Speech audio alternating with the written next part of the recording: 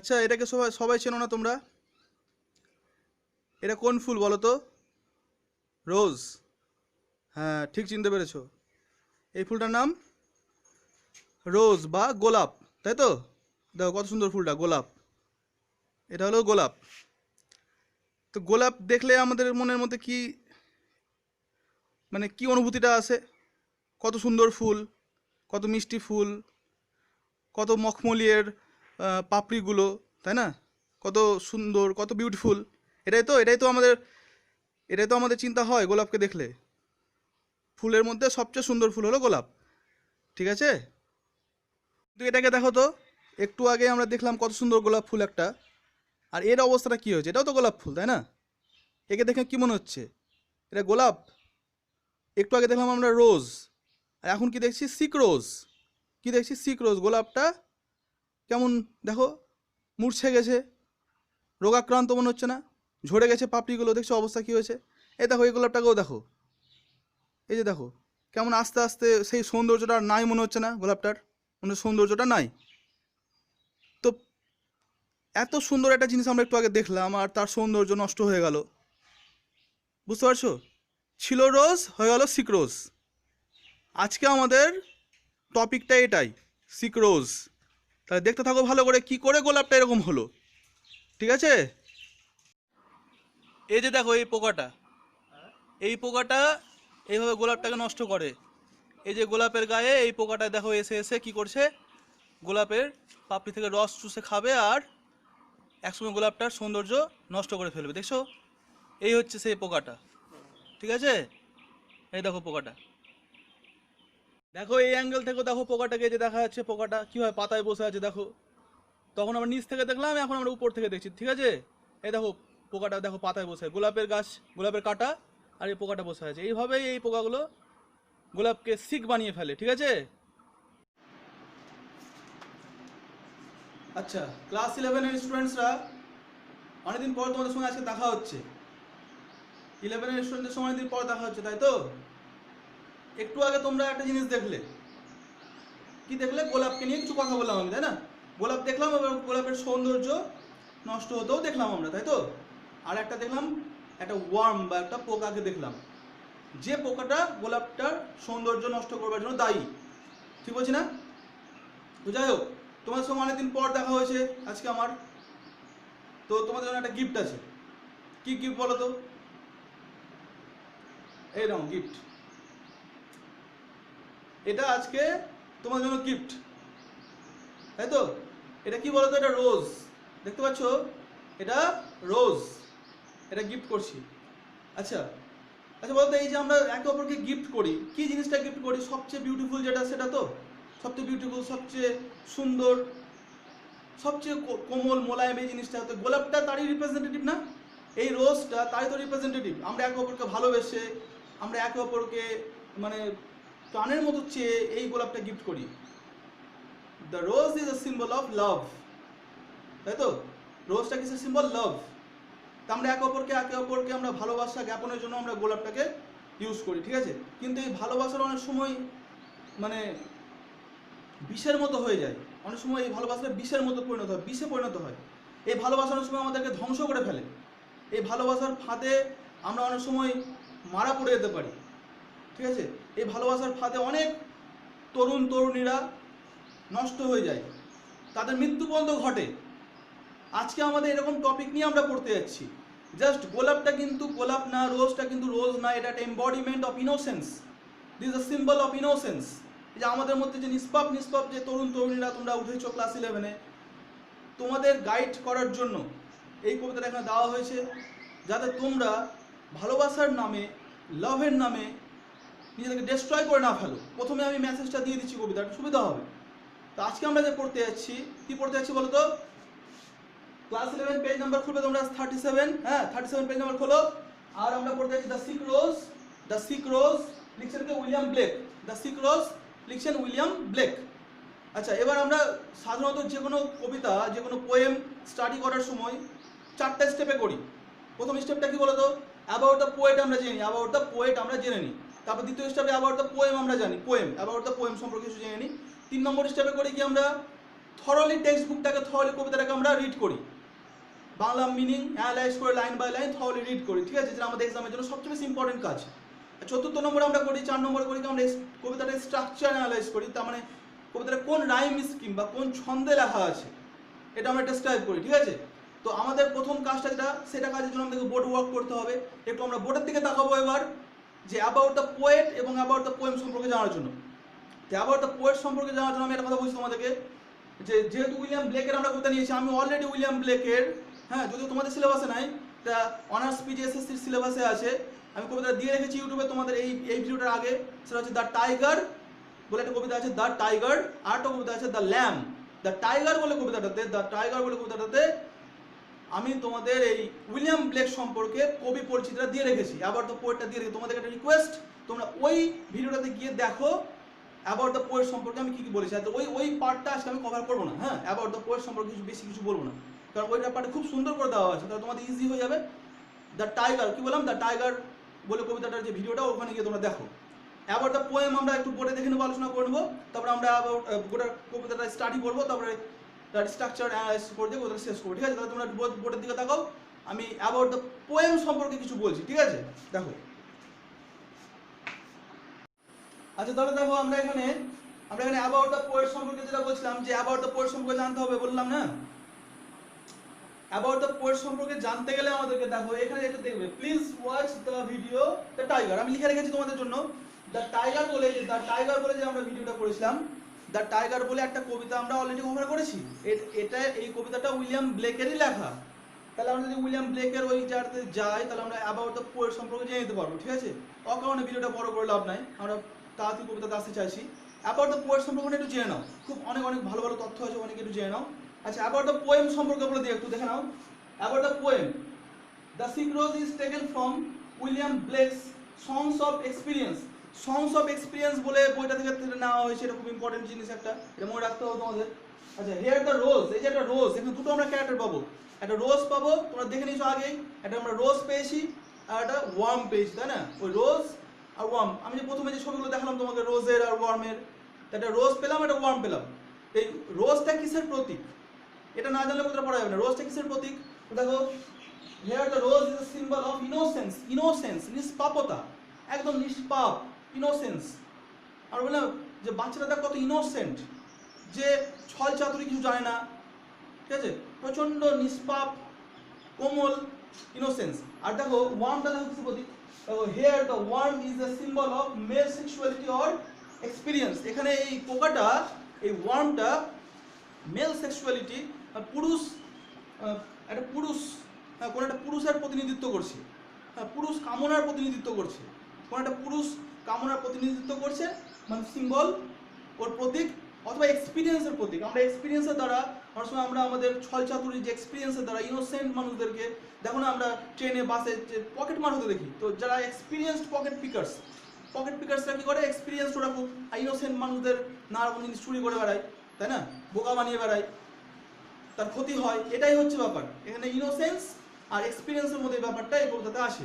তোমরা এটাকে স্ক্রিনশট করে রাখো, খুব কাজে দিবে, স্ক্রিনশট করে রাখো। তারপরে আমরা কবিতাটা থরলি টেক্সট বুকটা স্ক্রিনশট করে নেবে, আর টেক্সট বুকটা খুলবে 37, টেক্সট বুকটা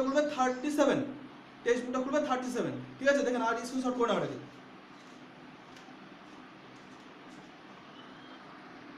স্ক্রিনশট করলে,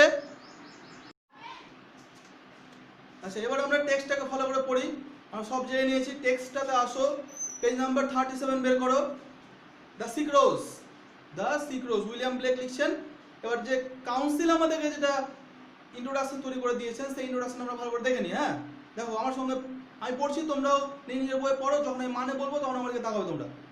উইলিয়াম ব্লেক 1757 তিনি জন্মেছিলেন, 1827 তিনি মারা গেছিলেন, ঠিক আছে। ওয়াজ আ নোটেড পোয়েট, খুব বিখ্যাত একজন কবি ছিলেন, পেইন্টার ছিলেন, এনগ্রেভার ছিলেন, খোদাই করতেন তিনি, ভাস্কর্য শিল্প তিনি করতে পারতেন ভালো। He is the famous figure of the English romantic movement.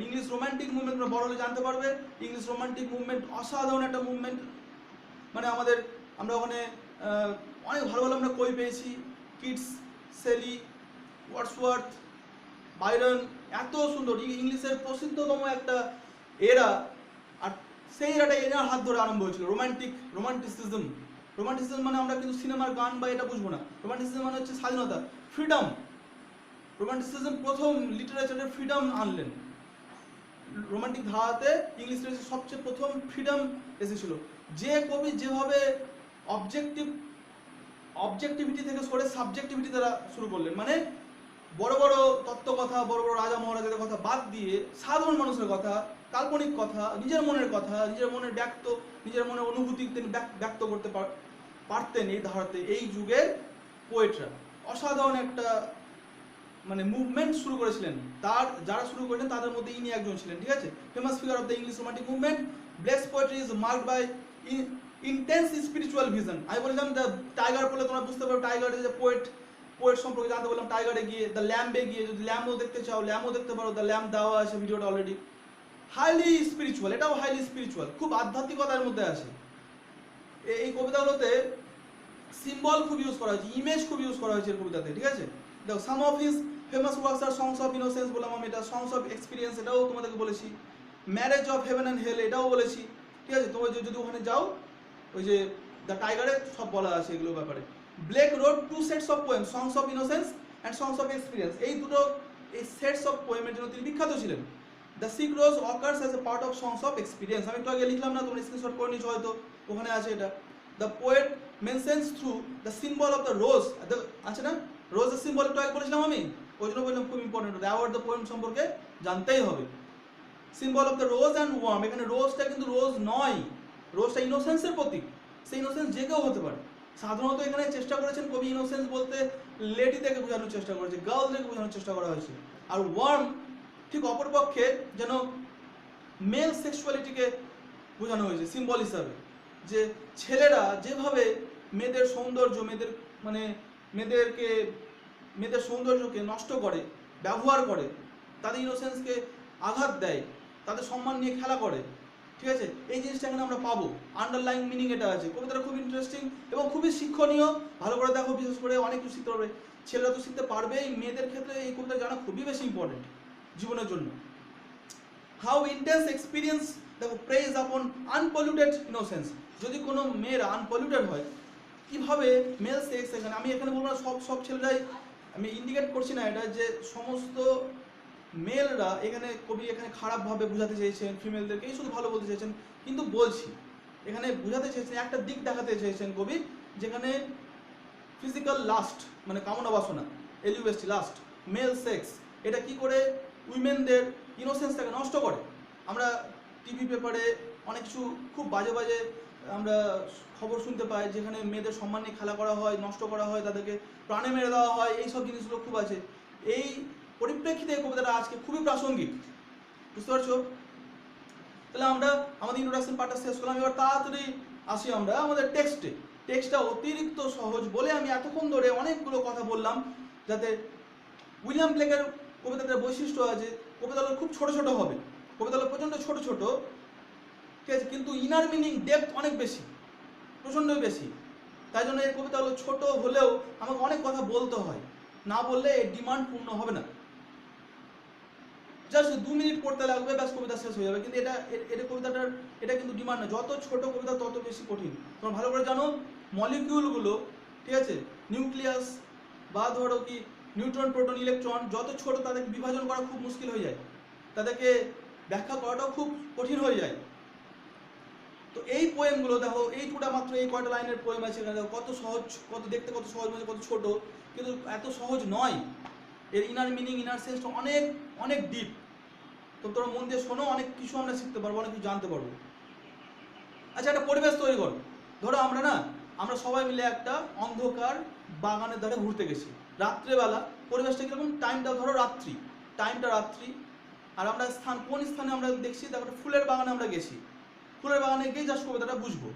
রাত্রিবেলা ফুলের বাগানে রোজ প্ল্যান্ট আছে, রোজ ফ্লাওয়ার আছে, আর ঠিক ওই রাত্রে না একটু হালকা হালকা ঝড় উঠেছে ধরো।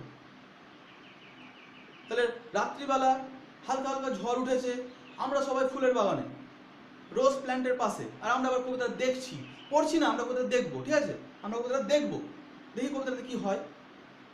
দেখো কি বলছে, রোজ, আর ঠিক যেন কবি বলছেন রোজকে, ঠিক আছে।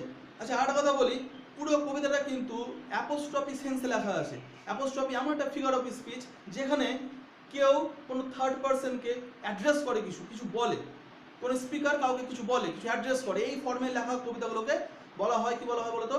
বলা হয় অ্যাপোস্ট্রফি। মানে কবিতাগুলোকে না, এই ধরনের মানে সেন্টিমেন্টকে, এই ধরনের মানে স্টাইলকে অ্যাপোস্ট্রফি বলা হয়, ফিগার অফ স্পিচ। এটা যাই হোক, এটা উপর ক্লাসগুলোতে আছে ফিগার অফ স্পিচ, ঠিক আছে। তোমাকে মনে রাখবে অ্যাপোস্ট্রফি সেন্সে বলা আছে, মানে অ্যাড্রেস করছে আর কি, কিছু বলছে। রোজ দাও আর্ট সিক, বলছে গোলাপ, রোজ দাও আর্ট সিক মানে ইউ আর সিক, দাও মানে ইউ, আর্ট মানে আর, বলছে rose thou art sick, you are sick, বলছে গোলাপ তুমি না দুর্বল। আচ্ছা আমি তোমাদেরকে যখন গোলাপের ভিতরে থাকলাম, গোলাপ দুর্বল ছিল? গোলাপ অসুস্থ ছিল? গোলাপটা খুব সুন্দর ছিল, প্রাণবন্ত ছিল না? ঠিক আছে, এই যে গোলাপটা, এটা গোলাপকে প্রাণবন্ত মনে হচ্ছে না? দেখো তো গোলাপটা কত সতেজ মনে হচ্ছে না? প্রাণবন্ত মনে হচ্ছে তো? তো কিন্তু বলছে গোলাপ, গোলাপ তুমি না অসুস্থ, তাও আবার সিক, তুমি দুর্বল, তুমি অসুস্থ। কেন বলছে জানো?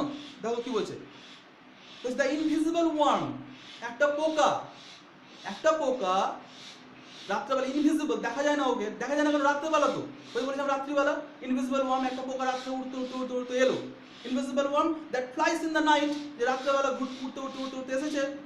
ইন দ্য হাউলিং স্টর্ম, আমি বলছিলাম ঝড়ের কথা, দেখো মিলছে। হাউলিং স্টর্ম, একটা ওই সময় একটা ঝড় উঠেছে, ঝড়। ওই ঝড়ে একটা পোকা প্রাণে বাঁচার জন্য উঠতে উঠতে উঠতে উঠতে আসছে, কোথায় আসছে দেখো, in the howling storm has found out thy bed. প্রথমে দেখো, প্রথমে বলছে বলছে ও রোজ, ও রোজ দাও আর সিক, প্রথমে বলো ও রোজ দাও আর সিক, তুমি গোলাপ তুমি অসুস্থ, তুমি দুর্বল। এটা বলে দিয়ে এবার বলছে কেন তুমি দুর্বল, কেন তুমি অসুস্থ। তারপরে পরের লাইনগুলো বলছে দেখো, ওই পোকাটা রাত্রেবেলা উঠতে উঠতে উঠতে উঠতে এসেছে, has found out thy bed, তোমার বিছানা খুঁজে পেয়েছে, মানে তোমাতে আশ্রয় পেয়েছে, তোমাতে আশ্রয় পেয়েছে, আশ্রয় নিয়েছে। ওর যে পেটালসগুলো দেখো, এই যে মখমলি, এই যে পাপড়িগুলো কি মোলায়েম মোলায়েম পাপড়ি, দেখো মখমলি পাপড়ি, ঠিক আছে। এই যে দেখো, যদি আমরা গালটাতে এভাবে এভাবে করি, দেখো কত মখমলি, ঠিক আছে। এই পাপড়ি দেখছো কত ভেলভেটি। তো ঠিক এই জায়গাটাতে, এই জায়গাটাতে পোকাটা আশ্রয় নিয়েছে, বুঝতে পারছো তো? ঠিক এই জায়গাটাতে পোকাটা আশ্রয় নিয়েছে, ভিতরে। পোকা উঠতে উঠতে উঠতে উঠতে উঠতে এখানে এসে আশ্রয় নিল। ওই পোকাটা উঠতে উঠতে উঠতে উঠতে এসে এখানে ঠিক এই জায়গাটাতে এসে আশ্রয় নিয়েছে। দেখো এখানে অনেকটা জায়গা আছে, একটা পোকা প্রবেশ করতে পারে। যে পোকাটা প্রথমে দেখেছিলাম মনে আছে শুরুতে, সেই পোকাটার ভিতরে আশ্রয় নিতে পারে কি পারে না বলো? পারে তো, ঠিক আছে। Has found out the bed of crimson joy, যে বললাম ক্রিমসন একটু আগে দেখালাম, মখমলি, ক্রিমসন মখমলি, এত সুন্দর ভেলভেটি টাচ। এই যে মখমলি আনন্দ, বিছানাটা বেশ সুন্দর, বেশ গোছানো, দুমড়ানো, নানা রকম, মানে খুব শান্তি পাচ্ছে হতে, crimson joy. And his dark secret love, কিন্তু ওই পোকাটা যে আশ্রয় নিয়েছিল ওখানে, পোকাটা যে আশ্রয় নিয়েছিল, অ্যান্ড হিজ ডার্ক সিক্রেট লাভ, আর এই যে পোকাটা যেখানে আশ্রয় নিয়েছিল, এখানে যে আশ্রয় নিল পোকাটা, কি করেছে জানো? এখানে পোকাটার ভিতরে আশ্রয় নিল। আর এখানে পোকা, দেখো এই ফুলের এখানে খুব ফুলের দেখছো, এই যে দেখো আমি ফুলটাকে খুললাম, এই দেখো এই ফুলের এটা খুব সেন্সিটিভ পার্ট, এটা খুব সেন্সিটিভ পার্ট ফুলের। ঠিক এই জায়গাটা যে আশ্রয় নিয়েছে পোকাটা, এইভাবে আশ্রয়টা নিয়ে পোকা ঠিক এখানে আশ্রয় নিয়ে এখানে এমন এক কামড় দিলেন, এই পোকাটা এমন এক কামড় দিল, বা এখানে এমন ছলনা করলো পোকাটা, এখানে এমন একটা কামড় দিল, রাত্রে থাকলো কিন্তু এমন একটা কামড় দিল ঠিক এখানে, যেখান থেকে এর কাণ্ডটা শুরু হয়েছে, এখান থেকে দেখা হলো পোকাটা আর তার খাদ্য রস গ্রহণ করতে পারছে না। দেখো বলছে ডাজ দাই লাইফ ডিস্ট্রয়, আর ঠিক পোকাটা পরের দিন দেখা যাচ্ছে এইরকম মুছড়ে গেছে, এইরকম মুছড়ে গেছে পোকা, মানে এইরকম মুছড়ে গেছে আমাদের গোলাপটা। পোকার কামড় খেয়ে পোকাটা এমনভাবে কামড়েছে যে গোলাপটা মুছড়ে গেছে, গোলাপের আর জান নাই, গোলাপের প্রাণ নাই। কি বলেছে দেখো, অ্যান্ড হিজ ডার্ক সিক্রেট লাভ, আর তার যে ডার্ক অন্ধকারময় সিক্রেট লাভ, গোপন ভালোবাসা, হিংসাত্মক ভালোবাসা, তার ভালোবাসার মধ্যে যে কোনো কিছু নোংরা চিন্তা আছে, সেই চিন্তার দ্বারা এই ডাজ দাই লাইফ ডিস্ট্রয়, তোমার জীবনটা এইভাবে নষ্ট করে ফেললো। তার মানে দেখো এইখানে কিন্তু গোলাপটা কার প্রতিনিধি বলেছিলাম আমি, সিম্বল কার প্রতীক, মেল সেক্স।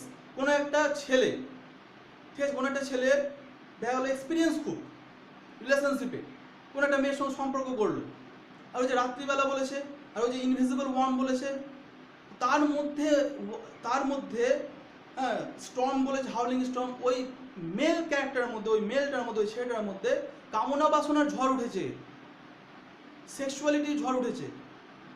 সেই ঝড়ে ও ওই মেয়েটার সঙ্গে হয়তো শারীরিক সম্পর্ক তৈরি করেছে, এবং তার কালো প্রেম, তার অবৈধ প্রেম যখন সে রিভিল করলো অন্যদিকে, অন্য জায়গাতে, বা তাকে অ্যাকসেপ্ট করলো না, তখন মেয়েটা বাধ্য হয়ে হয়তো আত্মহত্যা করলো, বা তার হয়তো সোসাইটি, তার সমাজ তাকে এমন অপমান করলো যে সে হয়তো মৃত্যুবরণ করলো, বা সামাজিকভাবে তার মৃত্যু ঘটলো। বুঝতে পারছো? এইভাবে এক্সপিরিয়েন্সড মেল লাভার্সের দ্বারা ইনোসেন্ট গার্ল বিলাভেডগুলো বা লেডি বিলাভেডগুলো নষ্ট হয়, তাদের সম্মানহানি হয়, আর তারা হয় মারা যায় বা মারা যেতে বাধ্য করা হয় তাদেরকে, ঠিক এই গোলাপটার মতো। তাহলে এখান থেকে আমরা একটা কি শিখতে পারছি, যে গোলাপটা না, গোলাপ হচ্ছে গার্ল ইনোসেন্সের প্রতীক, আর হ্যাঁ গোলাপটা গার্লস ইনোসেন্সের প্রতীক, রোজ হচ্ছে গার্ল ইনোসেন্সের প্রতীক, আর ওয়ানটা হচ্ছে মেল সেক্সুয়ালিটির, মেল ডার্ক সেক্সুয়ালিটির প্রতীক।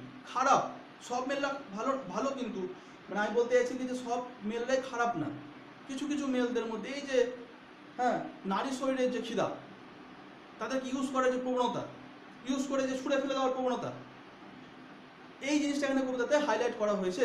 তাহলে দেখো আমি এখানে ছবি এঁকেছি বোর্ডে এই কবিতাটাকে আবার এই ছবির আকারে তোমাদেরকে বুঝিয়ে দিচ্ছি, সুবিধা হবে, ভালো করে দেখো এখানে।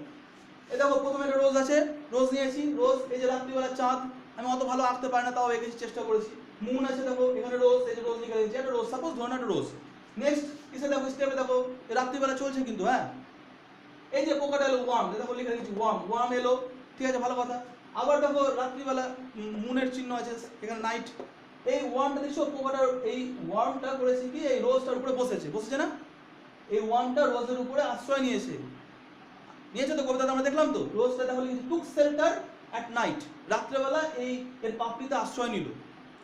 তার মানে ছেলেটা ঠিক ওই রকম, এই যে দেখো খুব সুন্দরী একটা মেয়েকে দেখেছে, একটা ছেলে তেরে এসেছে যে এক্সপিরিয়েন্স, ভাবছে এর সৌন্দর্যকে ভোগ করতে হবে, সৌন্দর্য ভোগ করতে হবে, তো তাই করলো কি, দেখো ওই মেয়েটার সঙ্গে সম্পর্ক তৈরি করে এইরকম দৈহিক সম্পর্কে জড়িয়ে গেল, ঠিক আছে, পোকাটার মতো, ঠিক আছে। এবার দৈহিক সম্পর্ক দেখো এখানে আছে, পোকাটা করলো কি, শেষে এর ঠিক একটা সেন্সিটিভ পার্টে কামড় দিয়ে, ঠিক ধরো এই জায়গাটা সেন্সিটিভ পার্টে একটা কামড় দিয়ে এখানে মেরে ফেললো, এই পোকাটাকে নষ্ট করে ফেললো, পোকাটা গোলাপটাকে নষ্ট করে ফেললো।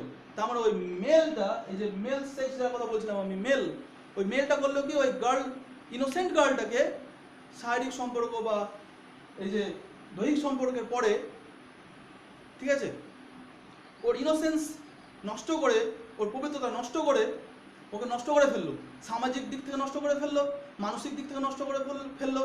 ওই রোজ রূপী গার্লটা দেখো, এই যে রোজ দেখছো, এই রোজটা দেখো, ডেস্ট্রয়েড লাইফ, কি হলো, ডেস্ট্রয়েড লাইফ, জীবনটা নষ্ট হয়ে গেল, তাই না। এই যে রোজ মূর্ছে পড়ে গেল। এখানকার রোজ কত সুন্দর ছিল, এখানে রোজ কত সুন্দর ছিল, এখানে রোজ কত সুন্দর ছিল, আর এখানকার রোজ। পরের দিন সকালবেলা হলো, পরের দিন সকালে সূর্য বেরোলো, মানুষ গিয়ে দেখছে যে রোজটা এভাবে ঝিমড়ে পড়ে আছে, রোজ মারা গেছে, ঠিক আছে। এইভাবে মেল এক্সপিরিয়েন্স, ঠিক আছে, লেডি ইনোসেন্সকে এইভাবে নষ্ট করে কবি, এইভাবে ভিতরের মিনিংয়ে এটাই বলতে চেয়েছেন। বুঝতে পেরেছি? আর কবিতাতে কিছু নাই, এইটুকুই যা কবিতাতে ছিল ব্যাখ্যা, আমি এভাবে করে দেখিয়ে দিলাম তোমাদেরকে। এবার লাস্ট যেটুকু আছে, আমরা রাইম স্কিম নিয়ে আলোচনা করে নিচ্ছি, তোমরা রাইম স্কিমটা একটু দেখে নাও। রাইম স্কিম মানে কোন ছন্দে লেখা হয়েছে, কোন স্ট্রাকচারে কবিতাটা লেখা হয়েছে, এটা দেখে নাও। দেখে নিয়ে আমরা আজকে শেষ করব। যদি তোমাদেরকে আপনার ক্লাসগুলো ভালো লাগে, যদি ক্লাসগুলো আমার ভালো লাগে, একটু দয়া করে সাবস্ক্রাইব করো, সবাই লাইক করো, যাতে বুঝতে পারি কজন অ্যাক্টিভলি দেখছে ক্লাসটা। আর কমেন্ট অবশ্যই লিখবে যে ক্লাসটা কতটা সাকসেসফুল হলো, বা যদি কোনো তোমাদের কিছু বলার থাকে ভ্যালুয়েবল কমেন্ট দিতে পারো। আর তোমরা ডিমান্ড করতে পারো এরপরে তোমাদের জন্য কোন ক্লাস নিয়ে আসবো, সেটা তোমরা বলতে পারো, ঠিক আছে। তো তোমরা লাস্টের ওই পার্টটা দেখে নাও, স্ট্রাকচারটা বা কোন ছন্দে কোথায় লেখা আছে, ঠিক আছে, দেখে নাও। যেবার রাইম স্কিমটা দেখে নিই আমরা, এটা আমাদের কবিতার লাস্ট পার্ট। রাইম স্কিমটা আমাদের জানতে হবে, এখান থেকে প্রশ্ন আসে অনেক কিছু, আর আস্তে আস্তে তোমাদের রাইম স্কিমগুলো শিখতে পারলে ভবিষ্যতে ইংলিশ নিয়ে পড়ার রাস্তাটাও তোমাদের কাছে ওপেন হয়ে যাবে, ঠিক আছে। রাইম স্কিম কি জিনিস, ছন্দটা, কোন ছন্দে লেখা আছে, স্ট্রাকচারটা কিরকম কবিতাটার। তো দেখে নাও, খুব সিম্পল। এটাকে ধরো ফার্স্ট লাইনের লাস্ট ওয়ার্ড, সেকেন্ড লাইনের লাস্ট ওয়ার্ড, থার্ড লাইনের লাস্ট ওয়ার্ড, ফোর্থ লাইনের লাস্ট ওয়ার্ড, ফিফথ লাইনের লাস্ট ওয়ার্ড, সিক্সথের লাস্ট, সেভেন্থের লাস্ট, আর এইথের লাস্ট ওয়ার্ড, যেমন লাস্ট ওয়ার্ডগুলোকে নিয়েছি, লাস্ট ওয়ার্ডগুলো নিয়ে আমাদের খেলা আছে রাইম স্কিমে, ঠিক আছে। প্রথমে দেখো সিক, উচ্চারণটা দেখো, প্রোনাউন্সিয়েশন দিকে তাকাও, প্রোনাউন্সিয়েশনটার দিকে তাকাবে, হ্যাঁ সিক। আর দ্বিতীয়টা কি আছে, ওয়ার্ম, মিলছে মিলছে না, আমি এটা এটা এটা প্রোনাউন্সিয়েশন এটা পুরোপুরি আলাদা, তাই জন্য এ ধরলাম, এটাকে বি ধরলাম। এবার নাইট, সিক, ওয়ার্ম, নাইট, কেউ কারোর সঙ্গে প্রোনাউন্সিয়েশনে কিন্তু মিলছে না, একই রকমের উচ্চারণ হচ্ছে না, ছন্দে লাগছে না। তা আমি ছন্দে যেহেতু আলাদা আলাদা তিনটায়, তাই জন্য এটাকে এ রাখলাম, এটাকে বি রাখলাম, এটাকে আমি সি রাখলাম, ঠিক আছে, এ বি সি, বুঝতে পেরে গেছো। কিন্তু দেখো এইটা স্টর্ম, আমরা বলতে পারি worm storm, worm storm, worm storm, মিললো। তাহলে এটা হলো বি বি, দেখো এই যে বি আর বি, এ সিঙ্গেল থেকে গেল, বি তার জোড়া পেয়ে গেল, তার বন্ধুকে পেয়ে গেল, বি বি হয়ে গেল, আর সি আলাদা থেকে, তাহলে কি দাঁড়ালো এ বি সি বি, কি দাঁড়ালো এ বি সি বি। ঠিক একইভাবে দেখো এখানে বেড, তারপরে জয়, বেড উচ্চারণটা আলাদা হচ্ছে, তো এটাকে এ ধরলাম, জয় উচ্চারণটাকে আলাদা হচ্ছে, মিলছে না, তাহলে বি ধরলাম, লাভটা আলাদা উচ্চারণ হচ্ছে, মিলছে না, তার জন্য এটাকে আমি সি ধরলাম। কিন্তু ডেস্ট্রয়টা দেখো, জয় ডেস্ট্রয়, জয় ডেস্ট্রয়, কি বলছে জয় ডেস্ট্রয়, জয় ডেস্ট্রয়, মিলছে না, জয় ডেস্ট্রয়। তাহলে এই জয় আর ডেস্ট্রয়টাকে আমি মানে মিলিয়ে দিলাম, তাহলে এখানেও কি দাঁড়ালো এ বি সি বি, দেখো এ আলাদা হয়ে গেল, বি বি পেয়ে গেল বন্ধু, আর সিটাও আলাদা হয়ে গেল, তাহলে এ বি সি বি। তাহলে পুরো রাইম স্কিমটা, কবিতাটার পুরোটা রাইম স্কিম কি দাঁড়ালো তাহলে, যদি কি বলে যে কোন ছন্দে লেখা হয়েছে কি রাইম স্কিম, তার অ্যান্সারটা হবে দেখো এই যে এখানে লিখে গেছি A B C B, A B C B, A B C B, কি বললাম তাহলে A B C B, A B C B, A B C B, A B C B, এই রাইম স্কিম প্যাটার্নে আমরা কবিতাটা পেলাম, ঠিক আছে। এখানে আমার কবিতা পুরো অ্যানালাইসিস করাটা শেষ। এবার তোমরা লাইন বাই লাইন পড়ো, নিজেরা বুঝাও, নিজেরা তোমরা একটু বুঝে নাও ভালো করে কবিতাটা, আর প্রশ্ন অ্যান্সারগুলোকে, কোশ্চেন অ্যান্সারগুলোকে সলভ করো, অটোমেটিক্যালি তোমরা পরীক্ষাতে এক্সামে আশা করি নম্বর ভালো পাবে। আর যদি তোমাদের আমার ক্লাসটা ভালো লেগে থাকে তাহলে ওয়েট করো, নেক্সট টাইম আমি নতুন ক্লাস নিয়ে আসছি, ঠিক আছে। আজ তাহলে এখানে শেষ করলাম। আর একটা লাস্ট কথা বলে রাখি, মেল স্টুডেন্টদেরকে, যারা বয়েজ স্টুডেন্টদেরকে একটা কথা বলে রাখি, ওই ওয়ার্মটার মতো যেন মেন্টালিটি তোমাদের মধ্যে বা আমাদের মধ্যে যাতে না থাকে, আমরা যাতে উইমেনদেরকে, গার্লসদেরকে রেসপেক্ট করতে পারি, ঠিক আছে। আর গার্লসদেরকে বলবো যাতে ওই রকম ফেক লাভ, আর এই যে যেভাবে পোকাটা যেটা ওয়ার্মটা, এরকম ফেক লাভ থেকে যাতে দূরে থাকে, তারা যাতে নিজেদের সেন্টিমেন্টকে কন্ট্রোল করতে পারে, এবং তারা যাতে তাদের লাইফকে ঠিকঠাক এগিয়ে নিতে পারে, সেটা আমি তোমাদেরকে বলছি। এখান থেকে এই শিক্ষাটা নিয়ে কিন্তু সারা জীবনে এগোতে হবে, বয়েজদেরকেও এগোতে হবে, গার্লসদেরকেও এগোতে হবে। এই টিচিংসের উপর দাঁড়িয়েই কিন্তু 11-এ দিয়েছে। তোমাদের বয়ঃসন্ধিকাল, অ্যাডোলেসেন্স পিরিয়ড তোমরা এসছো, মাধ্যমিক পেরিয়ে অ্যাডোলেসেন্স পিরিয়ডে এসেছো, বয়ঃসন্ধিকালে এসেছো, তাই জন্য এই কবিতাটা ট্রেনিং, মেন্টাল ট্রেনিং তোমাদেরকে দিয়ে রাখলো, একটা তোমাদেরকে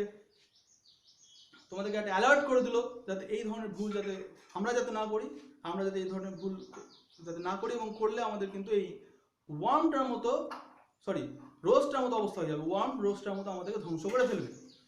তাই জন্য সবাই যাতে ভালো থাকে, তাই জন্য এই কবিতাটা খুব ইম্পর্টেন্ট, ঠিক আছে।